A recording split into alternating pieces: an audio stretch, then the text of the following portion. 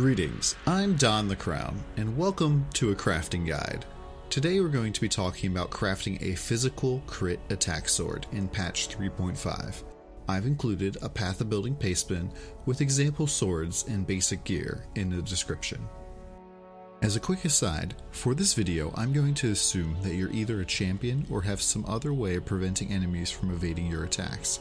If you are not, then the cannot be evaded mod should always be added to your weapon whenever possible. To understand how to craft, first we should talk about the outcomes we want for our craft. For prefixes, we want high % physical damage and flat physical damage. A shaper mod of physical is extra or a crafted non-chaos is extra chaos is also good. For suffixes, we want both critical strike and attack speed. Crit multi or shaper elemental penetration are also nice add-ons. However, crit strike and attack speed are way more important. These stats are important because attack focus builds scale drastically from their base weapon stats. Final attack speed, for example, is determined based off of base weapon stats times local stats times the sum of increased attack speed modifiers times the product of more attack speed multipliers. Put simply, a good weapon can make a big difference in damage output.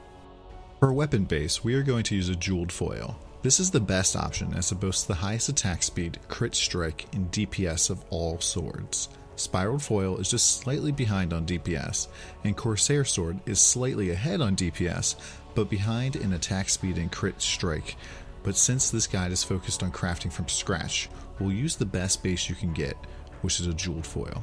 First, let's talk about multi-modding. Betrayal League revamped the master crafting system, and with that added several new mods for weapons. On the prefix side, you can craft physical mods roughly equivalent to the natural tier 4 rolls. Non-chaos is extra chaos damage, and hits cannot be evaded. On the suffix side, the attack speed quality and crit quality mods are extremely strong. The reason being that on a weapon, 1% quality is the same as 1% increased physical damage. So these are actually physical damage hybrids, which compete with the traditional top-end rolls for a slim fraction of the cost. Multi-modding is so strong right now that with perfect rolls and only master-crafted mods, you could have a 382 DPS sword with 11% of non-chaos as extra chaos as well. Historically, something like that would have cost you 20 plus exalts, whereas now, you can craft that for 6 exalts, 2 annulment orbs, and 8 vol orbs.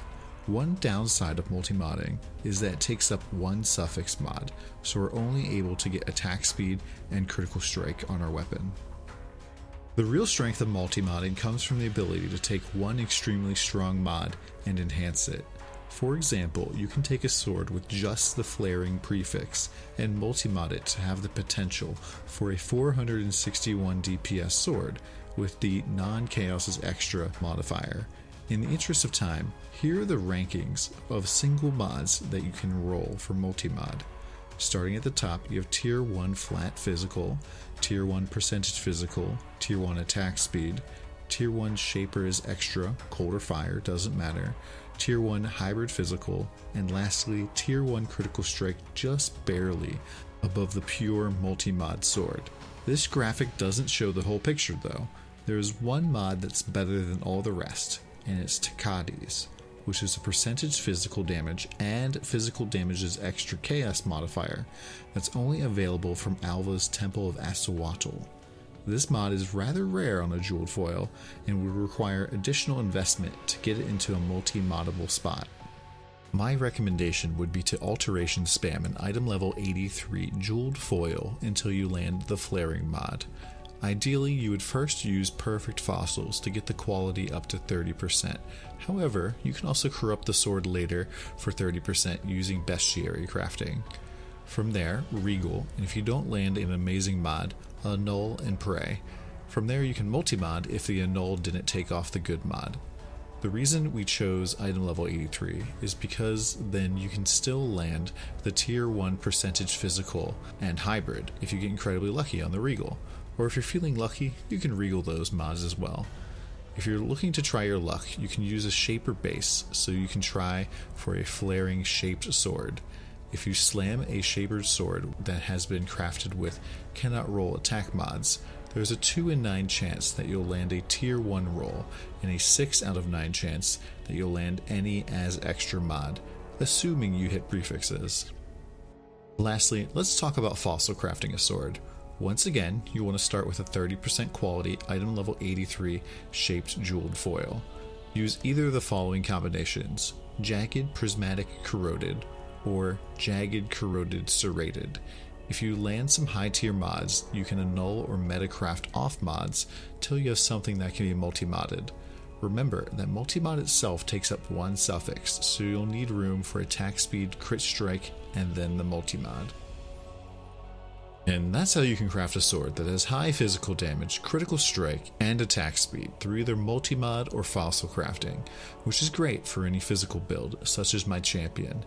Let me know if you have any questions or requests in the comments below. I'm currently working on a guide for my champion who is over 6 million DPS in Betrayal League without any shenanigans. You can catch me live on Twitch at twitch.tv/DonTheCrown.